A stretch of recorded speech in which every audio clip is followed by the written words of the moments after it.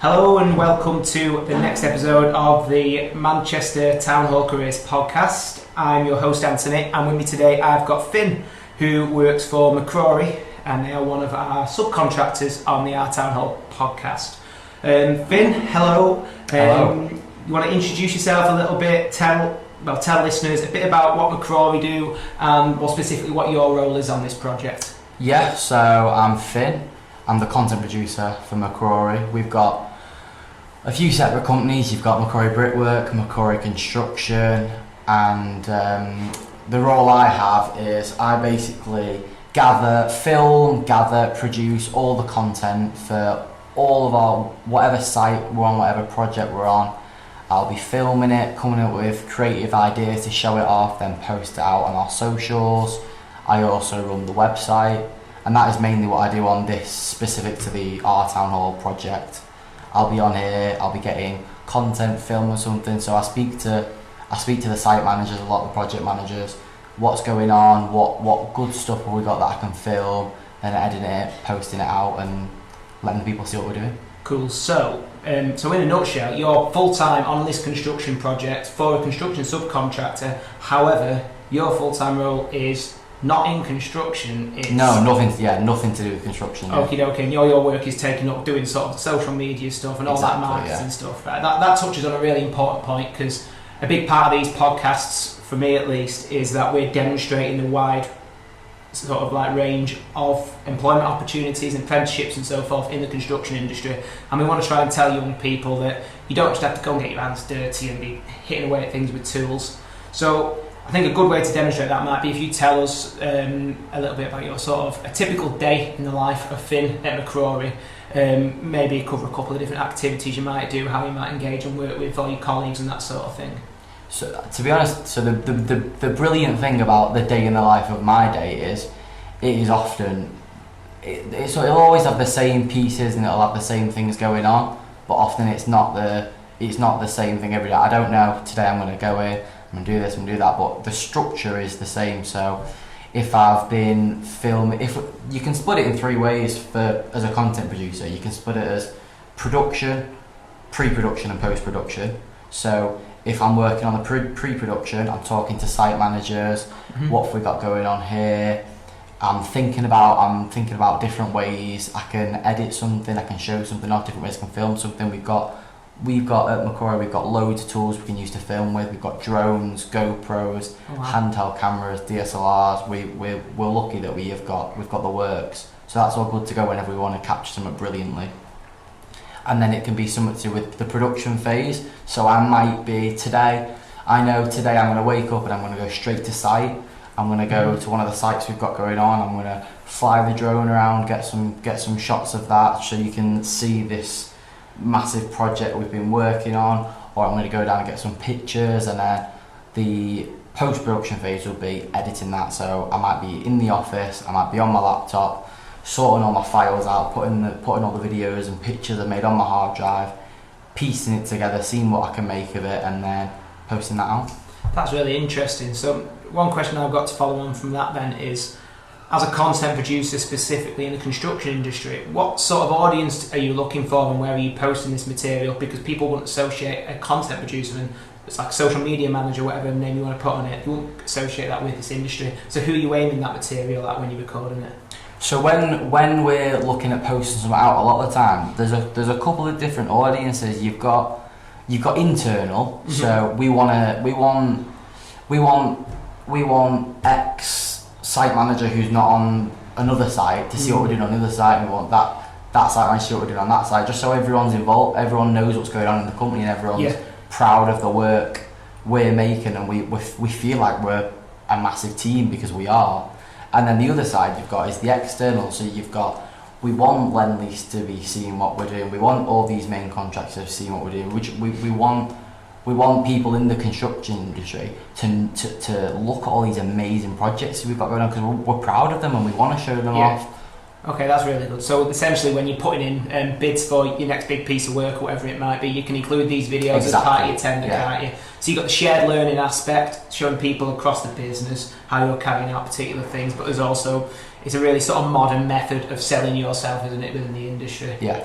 Okay, right, excellent. That's really interesting. So, just moving on to your career specifically, how did you start off?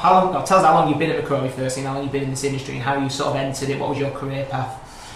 So I've been at McCrory as of maybe 2 or 3 weeks ago, exactly a year. Okay. I started off as a junior content producer, came as an apprentice, did my year's apprentice, studied in what would have been kind of a college sort of thing, and then I did my apprenticeship exams, which basically just involved showing them what I do now at the company, and you got to do like set briefs of how would you, that kind of stuff was, because it was a content producer apprenticeship, it was very content producer aimed. So I got in that apprenticeship, I also got to do a lot of stuff that I didn't do with McCrory. So I got to look at set briefs for when you're promoting a company, for when you're trying to, like, marketing campaigns, advertising, stuff like that. I got to look at that. So that year where I was learning that stuff, that was all very interesting. And then I became the content producer, and so I started so before the year I had at McCrory,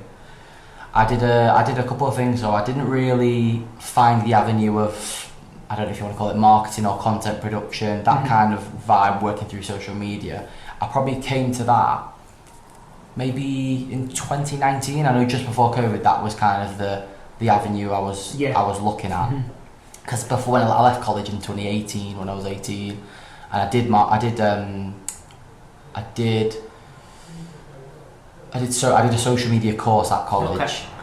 So I knew I loved that. So I knew I wanted to go down that avenue at some point. And then I left college. I looked at what kind of stuff I could do, and then I just applied for loads of jobs in marketing and social media and whatever I could. And I fell into a job running a social media page for like a up and coming boxing company. So because I was really into boxing as well, sports, football, boxing. I love stuff like that. So I kind of fell into that. Was working on that for a couple of months, and it just, for me and that company, we weren't a good match, because it was, I was new in this whole industry, and this was a start-up up and coming company, and I didn't get the opportunity and to learn my craft and my trade, what I liked. And now through this job, I love my editing, I love my planning what I'm going to do, I love getting my shots. I know I love doing that because I found that. But before that, I didn't really get a chance to do that. So do you think that working at a more established company might have helped you sort of provide you with more opportunities in terms of like your work and your development? So for my development where I am now, it's brilliant, because I get to. I'm also a lot more free to create. So you got the autonomy, essentially. Exactly, yeah. So my boss might say, we really want to promote, we've just finished this site in Adlington, we really want to promote it, and I get the freedom of deciding what we can do to make it look good, and how we can film it, and what little tricks we can use. So I know what, even little stuff like, I've now learned what my favourite style of editing to do is. I like beats, I like cuts on, in terms of editing, I hate jump cuts. I think the worst thing to look at when you're watching something, but I've learned you can make them actually work and make them look really well. If you've got a track with a big beat and there's lots of beats and you're editing on the jump cut, so it looks like it's this one piece that fits the narrative, and it fits what it is. It fits the tone of the video. I've learned through here that is stuff I like. So having that freedom and the autonomy has allowed you to learn, essentially. Exactly. Because you've been able to learn in your own way without the rigidity of being instructed. Exactly. What to do, essentially. Okay, that's fantastic. You're still young. 22. 22. There you go. Yeah, that's still fairly. I feel old. Yeah, you do, don't you? Once you get over 18, it's like exactly. You just feel age. I'm still 17 in my head. There comes a time when you forget your age and you start umming and ahhing when people ask you. So that happened to me at a certain point. In terms of your ambitions, then, where do you want to go from here? So you sound quite content in your current job. What are your ambitions to sort of like go into another apprenticeship? Do any further learning? What's the plan?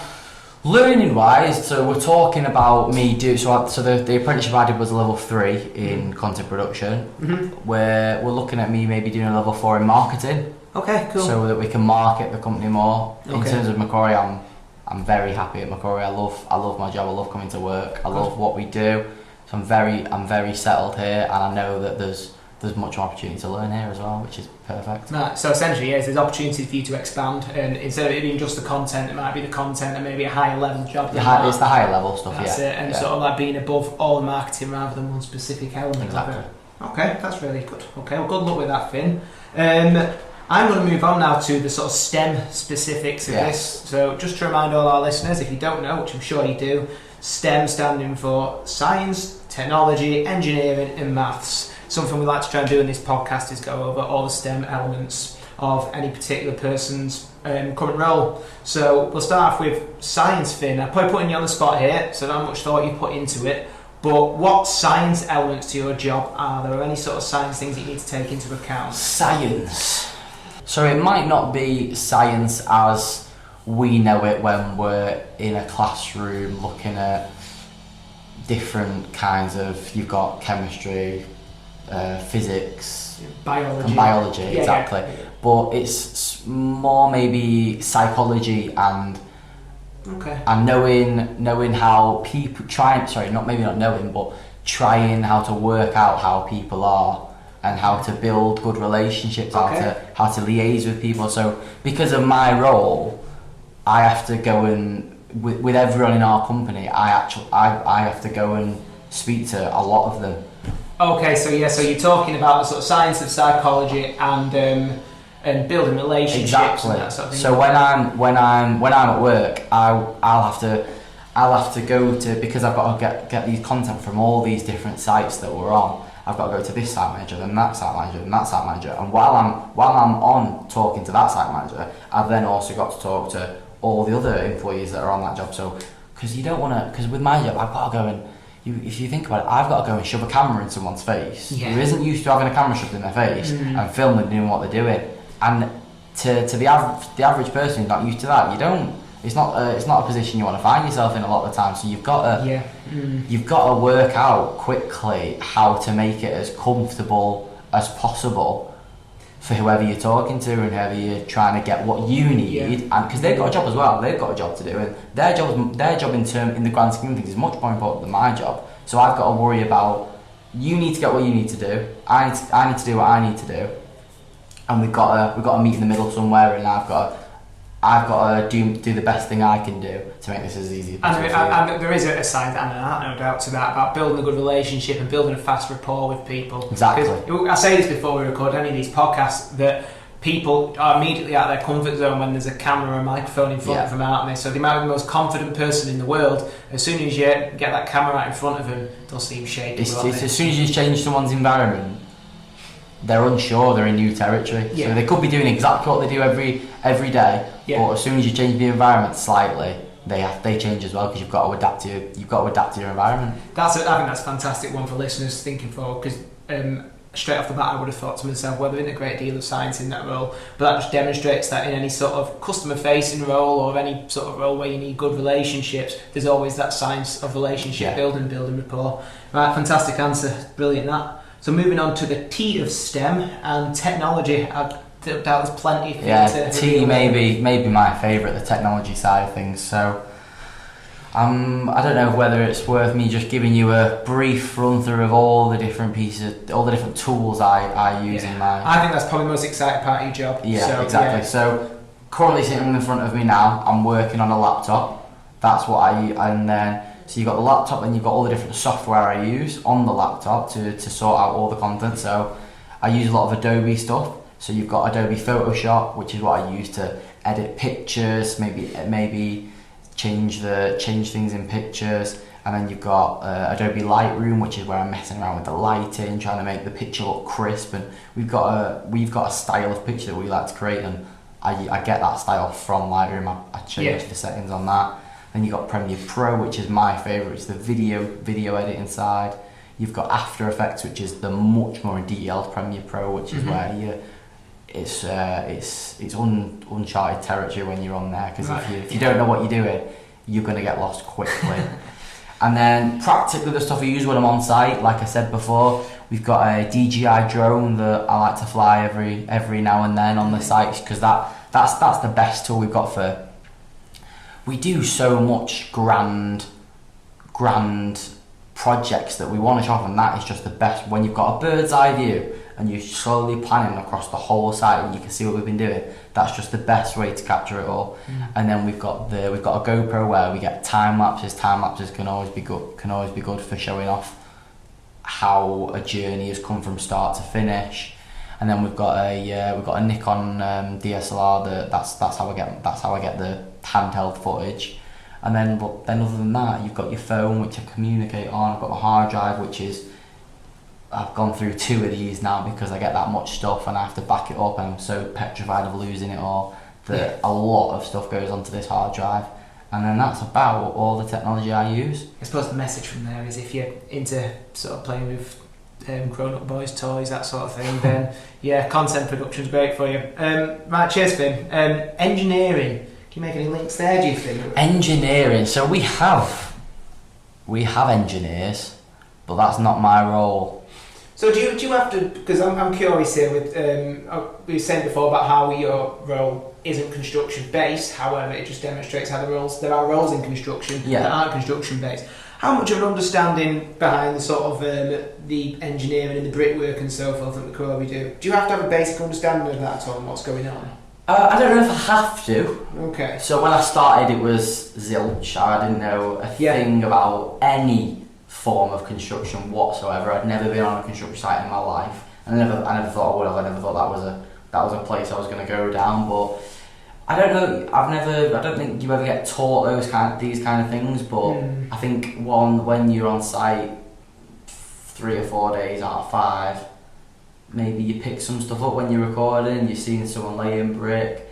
You're watching that every day. And say if I'm going to the same site once a week and I see the progression of it all, I see okay, so I didn't realise that it would go from that to that. Okay. And then you're looking at not the brickwork, but then the construction stuff. We just finished a project in Adlington, and that was pretty much the first solely construction job that I got to see, and I saw it from start to finish. So I walked around. I was with the site manager. I walked around when it wasn't even a field. It was a big patch of mud. Yeah. And then I got to see us start the foundations, put the steel up, do the cladding. So I've got a very, very, very, in the grand scheme of things, a very small understanding of what's actually going on, but it probably helps with the content production though to understand the phases of exactly. Yeah. So it's not necessary for your job, but it can help along. Yeah, exactly. When I'm editing a video and I've got and it's very important that we're erecting the steel today. That's a massive part of the job we've got going on. I need to know that we're erecting the steel today. I need to know what that entails, and I need to know how to, when I'm writing the caption for the post, I need to know how to word it. Right, yeah, that's it. Okay, yeah, brilliant. Fantastic. So moving on finally to the end, the maths side of it. Again, is there any maths? Can you make anything there? No, I am to be honest, I absolutely can, and I am. Oh, cool. I'm self-proclaimed terrible at maths. Okay. Or I always have been. But when you're leaving school, you think, unless I'm going to be an architect or something, there's no job where you're going to use maths. But then you leave school and you realise I'm using a lot more maths than I thought it would be here. The stuff that you should know and anyone without a star in maths can work out, but you're still using maths. So last Friday, I think it was, I was spent all day editing this video, and it's little stuff like I've got to work out. So I've got this animation that I've made on this video, the frame size, the pixels, 1080 by 1080. Yeah. I know that I want this animation to run across the screen 10 times, not 10 times, that's easy. I know I want it to run across the screen 17 times. So I've got to then times 1080 by 1080, 17 times. I've then got to work out how many pixel sizes my animation is. Then I've got to take that away from the 1080 to then work out how much it'll fit on the frame. And then I've got to times that by 17 to see how long it'll take to run across. So it's huge in the editing process. In the editing, yeah. That's where it comes to life in the editing, yeah. Right, okay, yeah. That's fascinating. That I never would have thought there'd be any maths. It doesn't sound like you thought there'd be maths. No, but easily when you, I mean, it's not something that you think you're going to spend your Friday doing when you trying to go back to my school days and remembering the best way to do a times table. Yeah. But it needs doing, and if doing a bit of maths makes my head in 1% better, I'm all for it. Yeah, that's it. Yeah, so you reach a point, I suppose, there with a project like the one you just mentioned, where you can't avoid the maths element of it, can you? Yeah. So it just demonstrates really the fundamental importance of basic maths skills. But even in a job where you don't expect there to ever be any maths. Okay, so that's us covering all the S, the T, the E, and the M of STEM. Couple of final questions before we sign off. First one being, I'd like to sort of hark back to your apprenticeship again, which you just finished, and you mentioned you're keen to go on and do another at level 4, which is great news as far as I'm concerned. What would you say is the one single best thing about doing an apprenticeship in particular? So I'm talking about why an apprenticeship is better than just doing full-time work. Can I give you the best thing and then maybe a bit of advice from what I learned from it? Yeah, go ahead. That's grand. So the best thing of it would be, not only are you actually out there working, doing what you want to do, but you're out there working, you're out there learning, you're out there working with people you want to be working with because you've chosen where you're at.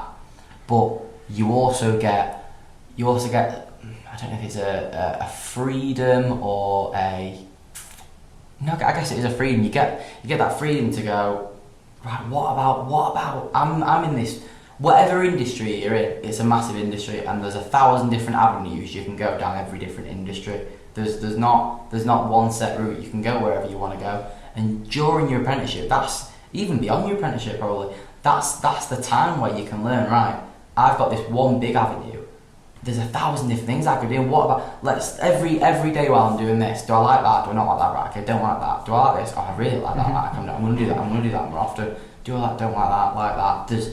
There's every day you can look at one thing and work out if that's a string you want to add to your bow. And if it is, great. If it's not, even better, because that's one less thing you've got to worry about. So did doing the apprenticeship sort of expose you to every element that you need to be exposed to in content production? Rather than if you were doing a full-time job, you may have only sort of like had 2 strings to your bow as opposed to several. I think for me personally, if I was to, one, I don't know if I would have personally been able to do that in a full-time job, but 2, if I would have found myself in that position, I think I would have just got swallowed by it all, because you're going in there. That's the brilliant thing about apprenticeship, you're learning. If I didn't have that, I'd be going in there with nothing to me. I've done a bit of training in college that was great, but maybe doesn't fit where you want to go with it, because college is so broad that I'm there. And if I was doing it in a full-time job, I feel like I feel overwhelmed by it all, because I didn't get to see the bigger picture first and then get to pick the key elements I like in it. So you did a year as an apprentice, and I've asked this question to apprentices on a previous podcast that we did. I'm going to ask you the same thing. After your year of doing your apprenticeship, if you were to go and apply for a role at a different business, say, do you think you'd be at an advantage over someone who hasn't done an apprenticeship? Yeah, absolutely.